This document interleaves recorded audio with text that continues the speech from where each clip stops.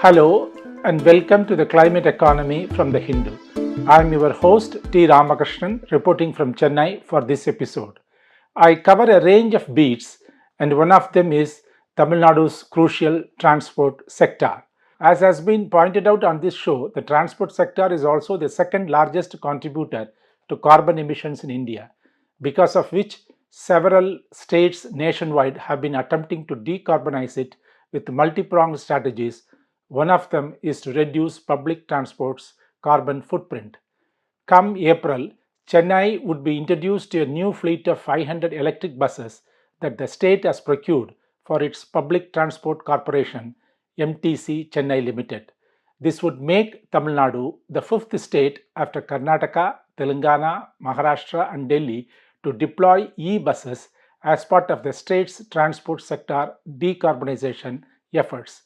These 500 buses are the first of a three-phased induction of a total 1,300 into the city's public transport system by the end of the year. An interesting aspect of this process has been the procurement and operation and maintenance of these buses. They have been procured at what is called the gross cost contract model, which allows the MTC to pay the supplier and the operator a per kilometer rate for running the buses. I sat down with Tamil Nadu's Additional Chief Secretary, Mr. Phanindra Reddy, to understand why the state has ventured into this model, the government's future plans on integrating e-buses into other public transport units, the challenges to standardizing, charging and battery infrastructure, and more. Do listen. Mr. Phanindra Reddy, thank you for speaking to the Hindu's climate economy. There has been much hype about decarbonizing transport, particularly public transport system across India, and this was evident in the recently concluded Bharat Auto Expo in New Delhi, where all automakers unveiled a range of electric vehicles. State transport undertakings like in Tamil Nadu have also positively responded to these outcomes, ushering the induction of e-buses into their fleets. There have been announcements for such plans for Chennai, Madurai, and Coimbatore. Could you expand on these plans and take stock of where things stand at the moment?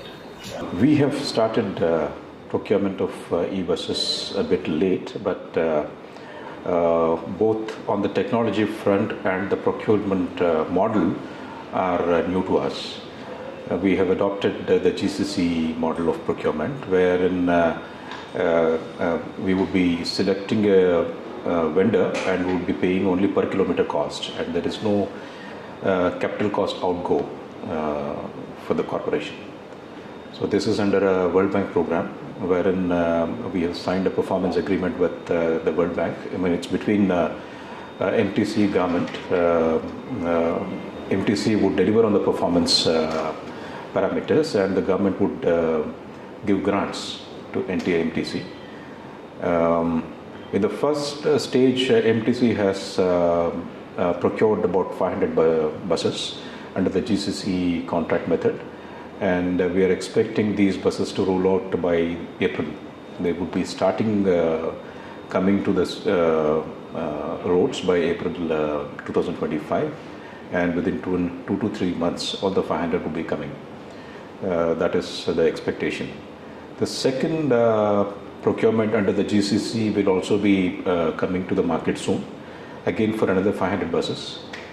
We have already come out with a bid for procuring 500 buses under KFW funding. Out of 500, 300 would be for Chennai, and there will be 120 for Coimbatore and 80 for Madurai. There we have followed a different method. It is capital cost plus O&M. So the same vendor would be supplying and also would be maintaining, but we would be paying the capital cost upfront. And thereafter, the vendor would be maintaining the buses for the next, over the life of the buses. And they would be providing the drivers also. And the corporation will be providing the conductors. So this is the plan. But why are you opting for these two different procurement models? We want to test both the models, how they work. Okay. In terms of the commercial terms. Okay. In terms of the O&M obligations. Okay. So these are two models available. Okay. We thought we will, in both the cases, as you can see, the O&M is outsourced. Okay. So basically to ensure that since this is a new technology, right, we would not take the technology risk on us. Okay. And we would like to have this with the vendor for the time being. Okay. Till such time as the technology matures. Is this what other states are also doing, or mostly they are going for only GCC model. GCC model. Okay. Okay. But ours is. We are also experimenting with the other model. We are experimenting, but mostly it will be only GCC model for us also. Okay. What is the main benefit that we will be say state STU will be getting under GCC? Why GCC model is preferred? It is basically because the technology risk. Acha. Unlike the IC engines, we are not very conversant with how the EV performs and how the maintenance problems would arise, and how you could ensure efficiency. Okay. We are, I think, one of the topmost state in terms of the IC engine maintenance. Okay. We get a mileage of 5+ per kilometer. Okay. Whereas we are not very sure about that in the EV. We just don't have any knowledge or experience in the maintenance. Okay. So till such time as we become conversant with the EV machines, we thought we will have it on GCC method. Okay. But so you said that the drivers will be from STUs. No, drivers would be from the vendor. Okay. Conductors would be from the STUs. Oh, right. So, but is there any separate program for drivers? That is, whether they have these vendors? The vendor would be training them and deploying them. Okay. Acha. Right. And the per kilometer cost that we pay includes the cost of the driver also. Cost of the driver, right. And then the automaker will be installing his own charging infrastructure. Right. So, what is the arrangement with regard to land and all that? Would it be aligned with existing petrol and gas stations of STUs? Yeah. We have our own depots. Some of the depots we have earmarked for EV buses. Okay. So those depots space will be allocated to the vendors. Okay. And they will be operating out of those depots. Acha. And in Chennai, I think you have identified 5, Perumbakam, yes. Perambur, and something. But as you procure more and more, you will be also. Yes. In any case, we will be decommissioning the ICE infrastructure. Okay. So that will be available for EV. Okay. But with regard to the other southern states, which state has got better or greater experience? Looks like Telangana and Karnataka have some experience in rolling out EV buses. Okay. But any discussion you had with the Telangana or Karnataka officials before you? No, our team has had extensive discussions and field visits to find out how the EV works out. Right. And then have you considered the long-term implications of relying on the charging infrastructure being provided by the automaker in the absence of standardization of bought battery technology and charging infrastructure? No, these are imponderables as of today. So this is the reason why we have gone the GCC way. Okay. So that till such time as the technology matures and gets standardized. Okay. It is the risk is assigned to the vendor. Okay. Right. But anyway, would it not be beneficial to ensure all EV makers come together to standardize? It's a very competitive market where it did not happen in IC engines. Standardization did not happen in IC engines. And I do not expect that to happen in a hurry in the EV. Okay. It may take some time. And then this interoperability is one of the challenges that emerge with the different battery technology.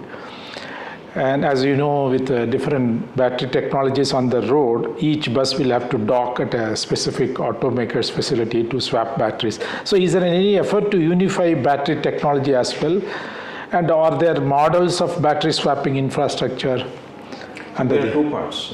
One, as an operator. Okay. As an operator, we have secured our position in terms of having our own charging stations in our depots. Okay. Now, your question is more relevant for individual users of cars, three-wheelers, or standalone bus operators.